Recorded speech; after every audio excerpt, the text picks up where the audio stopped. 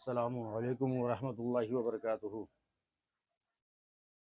अल्हम्दुलिल्लाह अल्हम्दुलिल्लाहि रब्बिल आलमीन वस्सलातु वस्सलामु अला रसूलिहिल करीम। अम्मा बाद अऊज़ु बिल्लाहि मिनश शैतानिर रजीम। बिस्मिल्लाहिर रहमानिर रहीम। वमा मिन इलाहिन इल्लल्लाह व इन्नल्लाह लहुवल अज़ीज़ुल हकीम। सदक़ल्लाहुल अज़ीम। आइए कुछ अर्ज़ मारूज़ से क़ब्ल आक़ाए सुबुल मौलाए कुल रहमती परवरदिगार शफ़ीए रोज़े शुमार मक्की मदनी सरकार बीबी आमिना के लाल गुम्बदे खजरा में आराम फरमाने वाले आका, लंबे लंबे हाथों से भीख देने वाले दाता, शफाअती लि अहलिल कबाइर मिन उम्मती का नग़्मे ए जा फजा सुनाने वाले, मक्की वाले, मक्का वाले, ला मक्का वाले, डूबे हुए सूरज को पलटाने वाले, जनाबे अहमद मुजतबा मोहम्मद मुस्तफ़ा सल्लल्लाहु अलैहि वसल्लम की बारगाह बेकस पनाह में मोहब्बताना गुलामाना आशिकाना अंदाज में दुरूद पाक पढ़ें। सल्लल्लाहु अलैहि नबीयुल उम्मी व आलिहि सल्लल्लाहु अलैहि वसल्लम। सलातु व सलामुन अलैका या रसूलल्लाह सल्लल्लाहु अलैहि वसल्लम। आला हज़रत मुजद्दिद दीन व मिल्लत रज़ियल्लाहु तआला अन्हु अर्दवन्ना फरमाते हैं, वो सरवरे किश्वरे रिसालत, वो सरवरे किश्वरे रिसालत जो अर्श पे जलवा गर हुए थे, नए निराले तरब के सामा अरब के मेहमान के लिए। आज मेरी तकरीर का उन्वान है फ़लसफ़े महराज। महराज की हिकमतें क्या है, महराज क्यों हुई। इंशाअल्लाह तबारक तआला इसके बाद असरा के मुताल्लिक एक वीडियो आप तक पहुँचाने की कोशिश करूँगा। तो महराज की हिकमतें जानने से कब्ल महराज कब हुई इस पर थोड़ी सी गुफ्तगू हो जाए, क्योंकि वाक़ई महराज के साल में मौरखीन का बड़ा इख्तिलाफ है।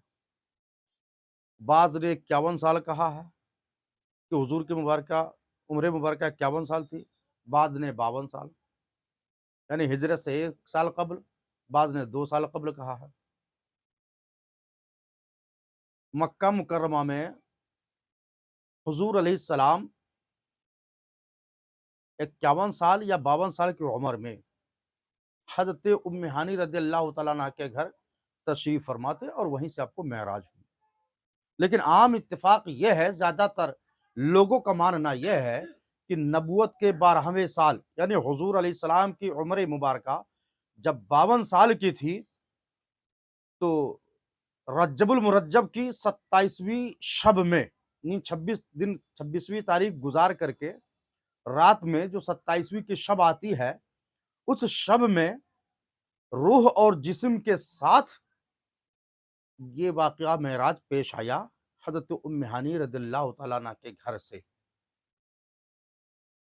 इसी वाक़या के सुबह में हज़रत सैयदना सिद्दीक़ अकबर रज़ियल्लाहु तआला अन्हु ने वाक़े महराज की तस्दीक की, तो नबी करीम अलैहिस्सलाम ने उनको सिद्दीक का लक़ब अता फ़रमाया। और अबू जहल जैसे नहंजार ने इनकार किया, तो उसी मौके पर हुज़ूर अलैहिस्सलाम ने अंता अबा जहलिन कहा था, जब से दुनिया अबुल हकम को अबू जहल के नाम से याद करती है, वरना उसका नाम अम्र बिन हशाम है और उसका नाम उसको अबुल हकम के लक़ब से याद किया जाता था, मक्का का हाकिम कहलाता था। लेकिन हुज़ूर ने एक बार अबू जहल कह दिया तो क़यामत तक के पूरी दुनिया उसे अबू जहल के नाम से जानेगी और जानती है। अब आगे बढ़ते हैं कि महराज का वाक़या क्यों पेश आया। तो मैं बता दूं कि अल्लाह ताला के हर कौल और हिकमत में हिकमतें हैं। हमारे समझ में आए या ना आए, हम समझ पाए या ना समझ पाए, लेकिन अल्लाह के हर कौल और फ़ेल में हिकमत होती है। मशहूर मुहावरा है, फ़ेलुल हकीमी ला यख़लून अनिल हिकमा, यानी हकीम का कोई भी काम हिकमत से खाली नहीं होता है। और चूंकि अल्लाह भी हकीम है, उसका एक नाम 99 नामों में से उसका एक नाम हकीम है। तो अल्लाह ने हिकमत के तहत बुलाया। अल्लाह ताला कुरान में फरमाता है, सूरह आल इमरान आयत नंबर 62 है, वमा मिन इलाहिन इल्लल्लाहु व इन्नल्लाह लहुल अज़ीज़ुल हकीम, यानी अल्लाह के सिवा कोई माबूद नहीं और अल्लाह ही गालिब हिकमत वाला है। सबसे ज़्यादा अगर किसी को हिकमत आती है तो मेरे रब को आती है। वो हकीम है, हिकमत वाला है और हकीम का कोई फ़ेल या कौल हिकमत से खाली नहीं होता है। तो वाक़ई मेराज में भी बहुत सारी हिकमतें हैं, हुँ, जो रब जाने और उसका महबूब जाने। अलबत्ता जो चंद बातें हमारे इल्म में है, हमारे उलमा ने बयान की, वो मैं आप तक पहुँचाने की कोशिश कर रहा हूँ। अव्वल तो ये है कि अल्लाह ताला को ये मंज़ूर था कि अपने महबूब को सारे मरातिब तय करवाए और मरातिब तय मेराज के बहाने से मरातिब को तय करवाया। यानी वो तमाम मोअजिज़ात और दर्जात जो अल्लाह ने अंबिया किराम अलैहिमुस्सलाम को अलहदा-अलहदा अता फरमाया, बल्कि उससे बढ़कर कई मोअजिज़ात हुज़ूर नबी करीम सल्लल्लाहु अलैहि वसल्लम को अता हुई है। जैसे सैयदना मूसा अलैहिस्सलाम को ये दर्जा मिला कि अल्लाह ने उन्हें कोहे तूर पर बुलाया और जब महबूब की बारी आई तो तूर पर नहीं बुलाया, बल्कि अपने कुर्ब में बुला लिया, कुर्ब खास में। ये भी कहूँ कि सैयदना मूसा अलैहिस्सलाम को मैं भी भेजा, समझ लो, नक्शा बताया, ए मूसा तूर पे आ जाओ, मूसा तूर पे आ जाओ। महबूब को नहीं कहा महबूब आ जाओ, कहा जिब्रील जा महबूब को लेकर आ। जिब्रील जा महबूब को लेकर के आ, हैं? नक्शा नहीं बताया, मकाम नहीं बताया, नहीं नहीं, महबूब तो आराम फरमा है। जिब्रील जा तलवों को बोसा दे, महबूब को लेकर आ जा। अल्लाह ने सैयदना ईसा अलैहिस्सलाम को चौथे आसमान पर बुलाया, इदरीस अलैहिस्सलाम को जन्नत में बुलाया। तो अल्लाह ताला ने चाहा कि मेराज के बहाने अपने महबूब को वो मर्तबा, वो मनसब अता कर दूं जो सैयदना ईसा अलैहिस्सलातु तस्लीम या हज़रत इदरीस अलैहिस्सलाम को अता हुआ। चुनांचे अल्लाह ताला ने आसमान की महबूब को सैर भी कराई, जन्नत और दोज़ख का मुआयना भी हुआ, गर्ज़ कि वो सारे मरातिब एक ही मेराज में तय करा दिए गए। इसलिए तो मेरे मुज्जदिद फरमाते हैं कि सबसे औला व आला हमारा नबी, दोनों आलम का दूल्हा हमारा नबी, और खल्क से औलिया, औलिया से रसूल, खल्क से औलिया, औलिया से रसूल, और उस और रसूलों से आला हमारा नबी। और सारे ऊंचों में ऊंचा समझिए जिसे, है उस ऊंचे से ऊंचा हमारा नबी। दुरूद पाक पढ़े, अल्लाहुम्मा सल्लि अला सय्यिदिना हबीबना मौलाना मुहम्मद बारिक वसल्लम सल्लल्लाहु अलैहि या रसूलुल्लाह सल्लल्लाहु अलैहि वसल्लम। उन तमाम हिकमतों में से दूसरी हिकमत है ईमान बिल गैब का मुशाहिदा कराना।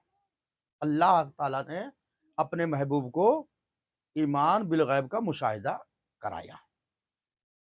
मेराज की हिकमतों में से एक हिकमत ये भी है, अल्लाह ने तमाम पैगंबरों को भेजा और तमाम पैगंबरों ने अल्लाह की, जन्नत की, दोज़ख की गवाही दी। अपने अपनी उम्मतियों से फरमाया, कहो अशहदु अल्ला इलाहा इल्लल्लाह, अल्लाह के सिवा कोई माबूद नहीं है। उम्मतियों ने पढ़ लिया, अल्लाह के सिवा कोई माबूद नहीं है, मगर उन हजरात यानी अंबिया किराम में से किसी ने ये गवाही नहीं दी कि मैंने रब को देखा है,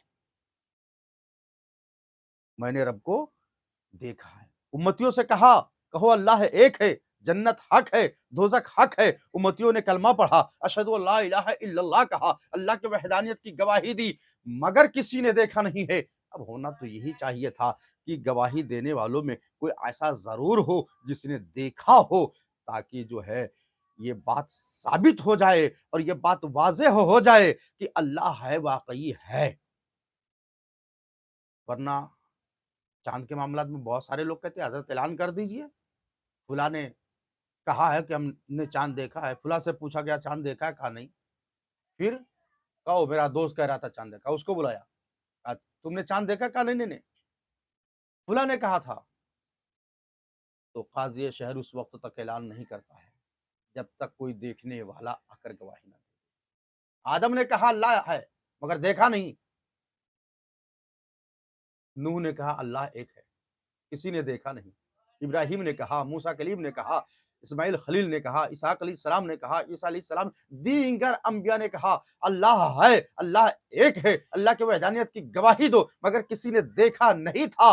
महबूब अलैहिस्सलाम को अल्लाह ने मेराज के बहाने बुला करके अपना जलवा दिखा दिया, अपने कुर्ब में बुला करके महबूब से गुफ्तगू की, ताकि मेरा महबूब ये ना कहे मैंने सुना है, ये ना कहे कि अल्लाह है मगर देखा नहीं है, बल्कि महबूब ये कहे कि हाँ हाँ ऐ लोगो तुम कहो अल्लाह एक है। अगर कौम कहे कि क्या जो है ऐ मोहम्मद क्या तुमने रब को देखा है, तो मेरा महबूब कह सके कि वाकई में मैंने अपने रब को देखा है।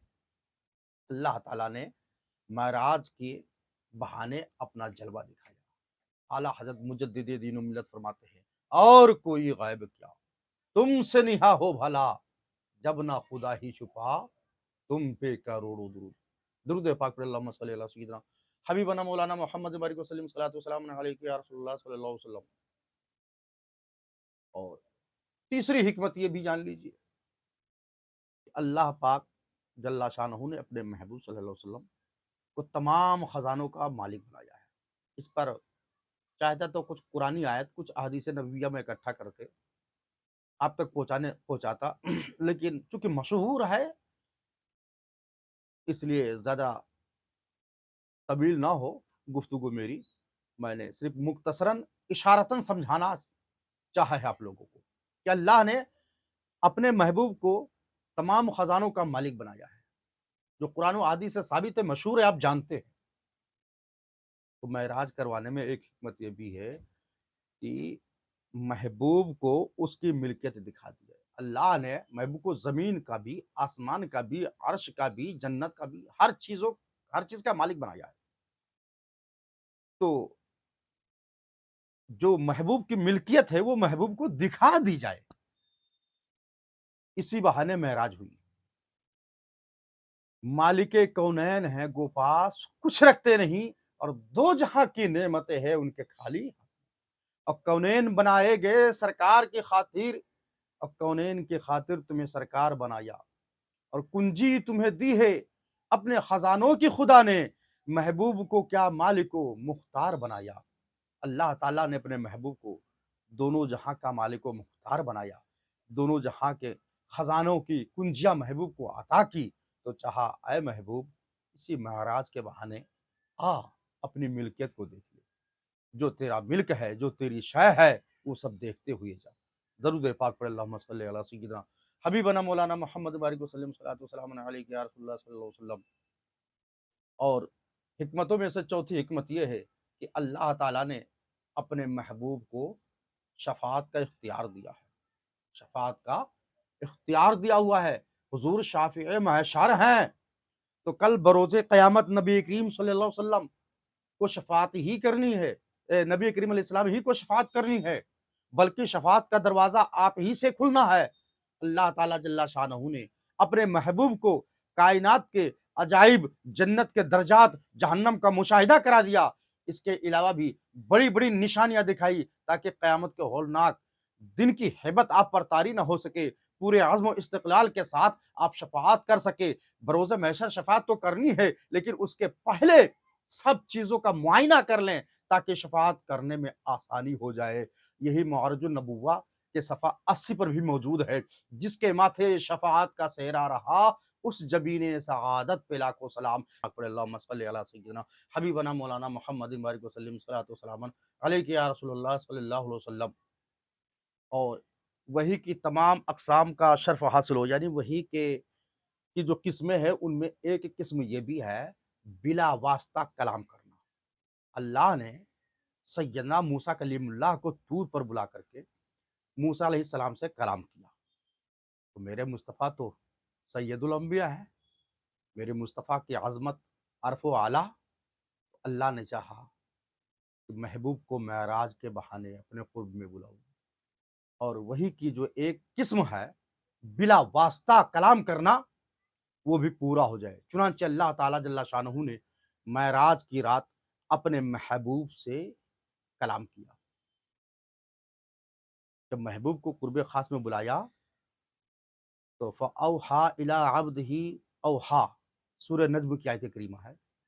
अपने बंदे की तरफ वही की, रब जाने महबूब जाने, ये राज पोशीदा रहा।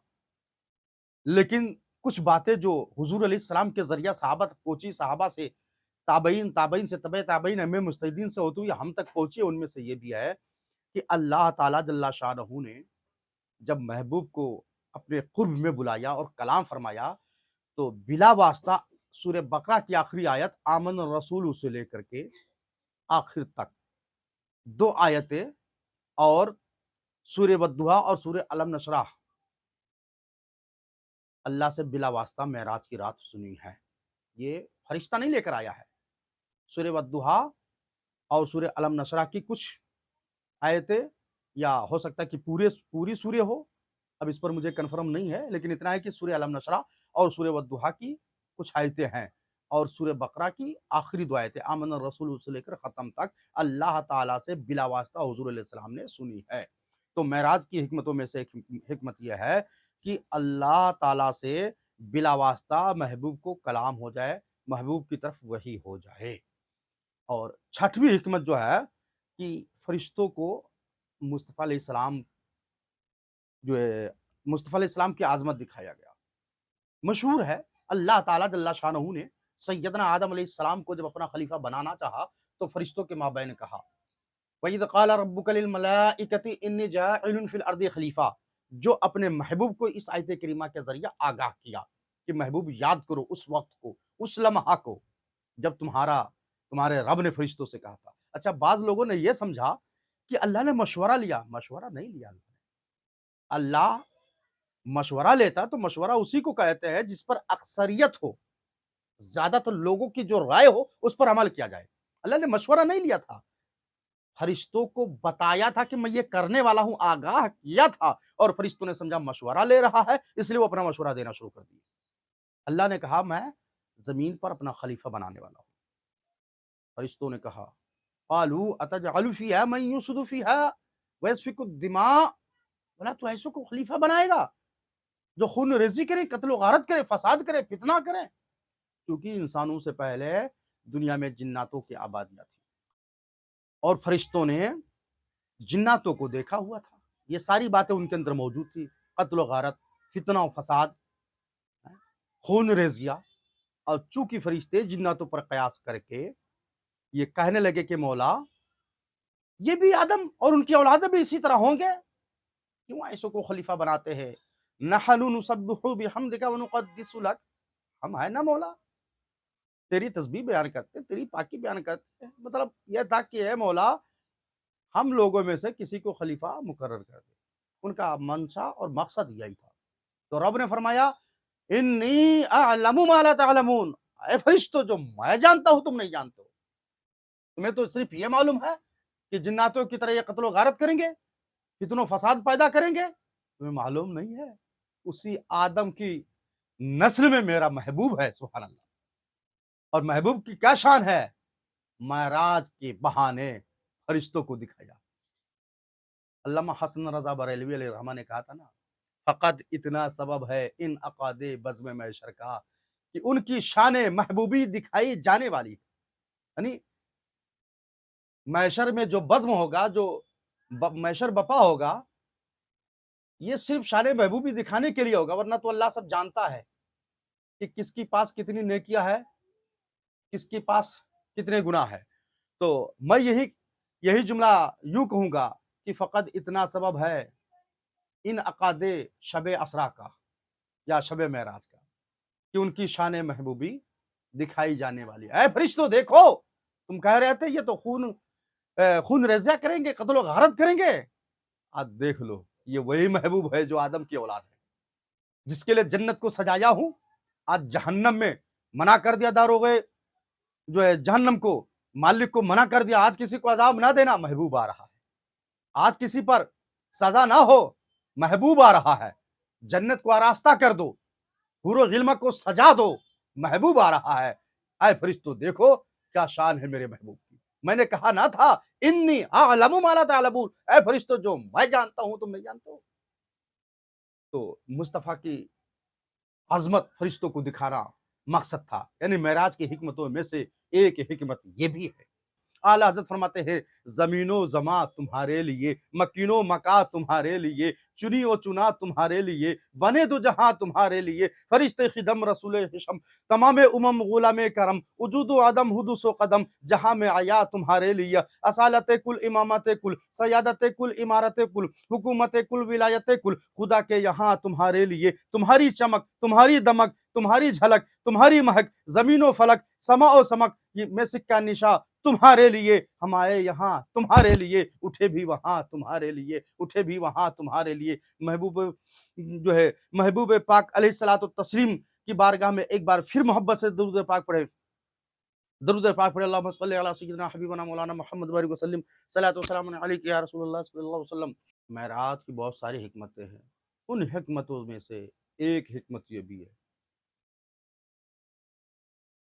कि अल्लाह ताला ने अपने महबूब के गम को दूर किया। क्योंकि जब नबी करीम सल्लल्लाहु अलैहि वसल्लम ने अपनी अल्लाह की वहदानियत और अपनी रिसालत का ऐलान किया, लोगों तक पैगाम पहुंचाना शुरू किया, तो अहले मक्का दुश्मन हो गए। चंद हजरात को छोड़कर अहले मक्का दुश्मन हो गए। यहाँ तक कि 47 साल की उम्र हुजूर अलैहिस्सलाम की हुई, यानी नबूवत के 7वें साल हुजूर अलैहिस्सलाम और आपके मानने वालों का सोशल बाइकाट कर दिया गया। पहाड़ की एक घाटी थी जिसको शाबे अबी तालिब के नाम से याद किया जाता है। 3 साल तक हुजूर अलैहिस्सलाम अपने असहाब के साथ में उस घाटी में रहे। ना हुजूर से या हुजूर के मानने वालों से खरीदो फरोख्त बंद कर दिया गया था, लेन देन बंद कर दिया गया। 3 साल तक मेरे आका अलैहिस्सलाम अपने असहाब के साथ रहे। नौबत ये आ गई थी कि चमड़ा भिगोर कर खाते थे, पत्ते चबाते थे, माओ के पिस्तान से दूध खुश्क हो गया था। कई लोग जो है जान भी दे चुके थे।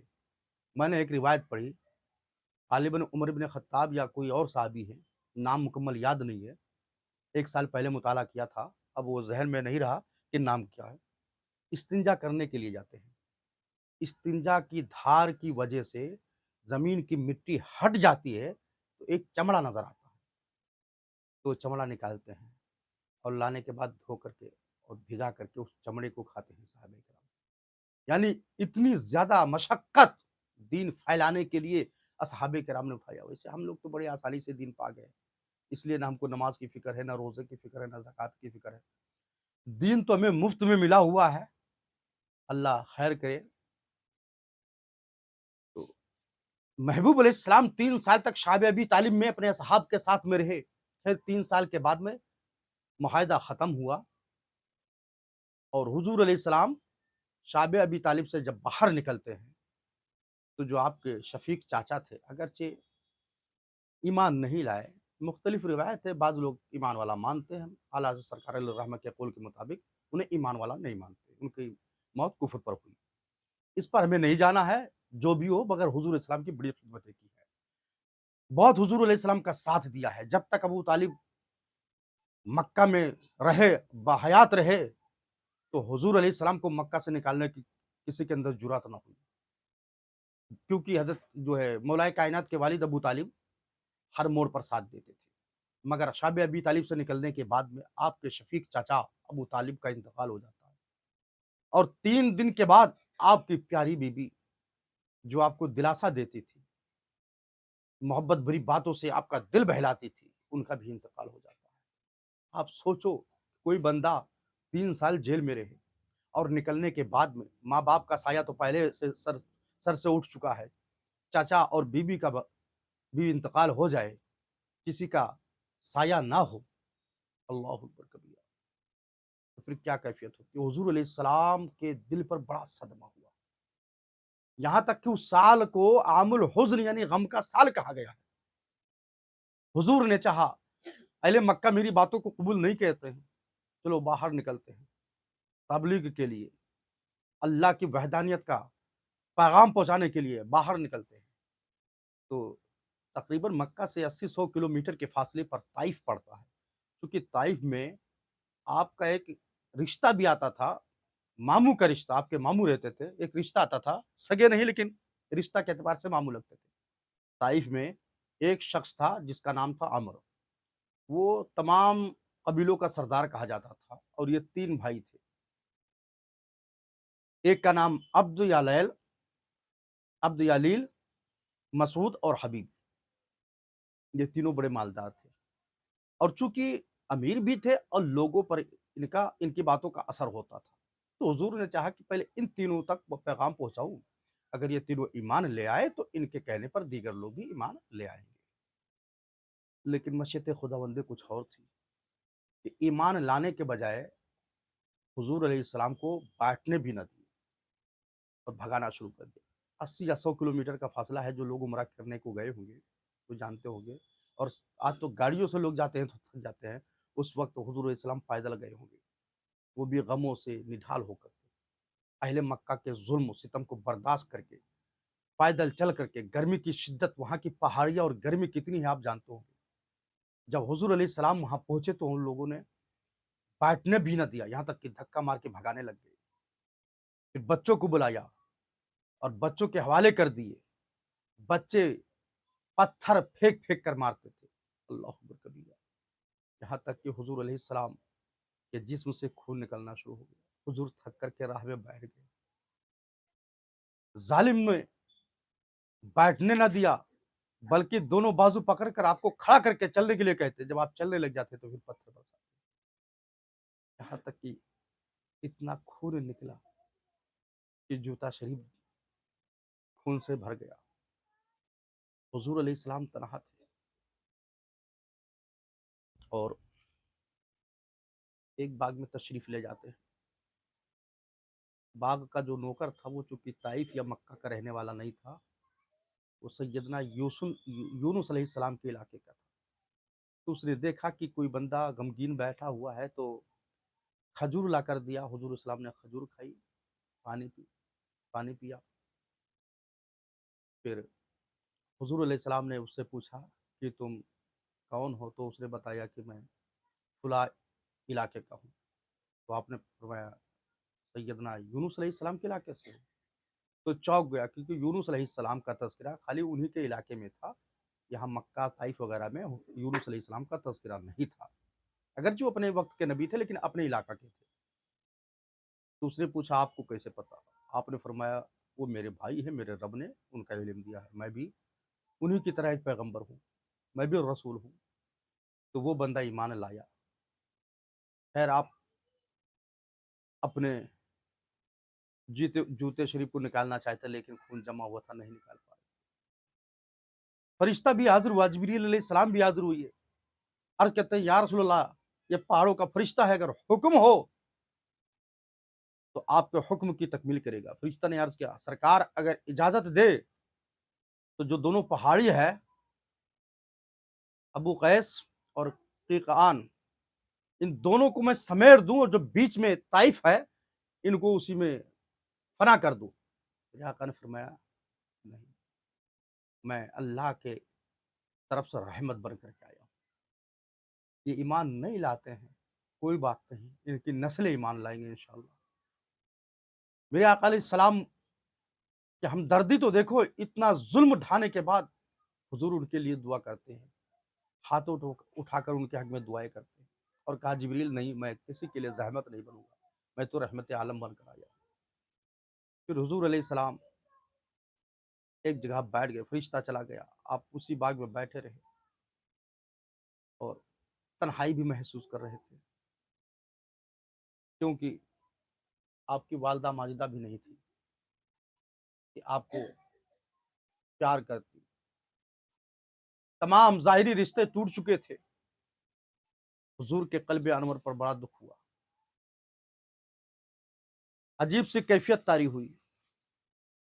वालिदा माजिदा होती तो सीने से लगाकर दिलासा देती। बाप होते तो दस्ते शफ़क़त सर पर फेरते। बीवी होती तो हुस्न व सलूक से पेश आती, अपने अख़लाक़ और मोहब्बत से गम को दूर कर देती। कोई बुजुर्ग, कोई शफीक चाचा होता तो काफिरों की तरफ से दीवार बन जाता, मगर कोई नहीं था। आप तन्हा थे, तन्हाई महसूस कर रहे थे, गमों से चूर थे। उस साल को आमुल हुज़्र ऐसे नहीं कहा गया, और इतनी ज़्यादा तकालीफ थी कि अगर ये पहाड़ पर नाज़िल हो जाती तो शायद पहाड़ भी रेज़ा-रेज़ा हो जाता।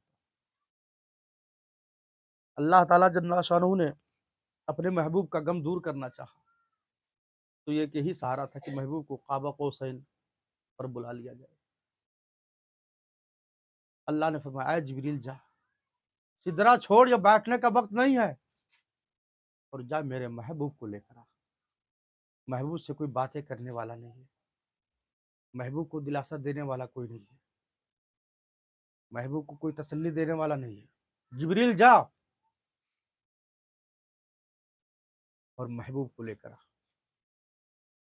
सैयदना जिब्रील अमीन अलैहिस्सलातु तस्लीम आते हैं और हुजूर अलैहिस्सलाम के कदमों का बोसा देकर हुजूर को जगाते, जबकि हुजूर पूरी रात कुरान की तिलावत करते या नफल पढ़ते। अल्लाह हुक्म देता, ऐ महबूब, पूरी रात मत पढ़ो, आधी रात कर दो या उससे कुछ कम ज्यादा कर लो।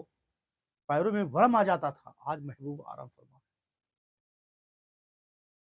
अल्लाह ताला जल्ला शानहू ने जिब्रील अमीन के जरिया अपने महबूब को अपने खुद में बुलाया, ताकि महबूब से बातें कर सकूं, महबूब को तसल्ली दे सकूं। महराज की हिकमतों में से एक हिकमत ये भी है। इसके अलावा भी बहुत सारी हिकमतें उलमा ने बयान की है।